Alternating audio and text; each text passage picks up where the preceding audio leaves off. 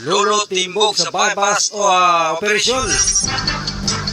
Dugang detalya itong siren pinagi sa pag-report ni Mobile Journal numero 16, Danilo Pinario. Dan, go! Sa buong mundo. Isang lolo ang inaresto ng mga otoridad sa isang bypass operation sa Pasig City kahapon ng madaling araw. Ang suspect ay kinilala lang na si alias Ador, 63, residente ng Barangay Rosario, Pasig City. Batay sa ulat ng Pasig City Police, takong alas 3:50 ng madaling araw nang maaresto ang suspect sa isang bypass operation sa Dr. Sixto Avenue sa Barangay Rosario. Nakatanggap naman ang mga otoridad ng tip hinggil sa illegal na aktibidades ng suspect, kaya tinarget at inaresto ito sa bypass.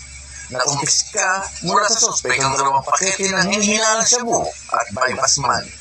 Ang suspect ay nakapiit na at sasampahan ng kasong paglabag sa Republic Act 9165 or the Comprehensive Dangerous Drug Act of 2002.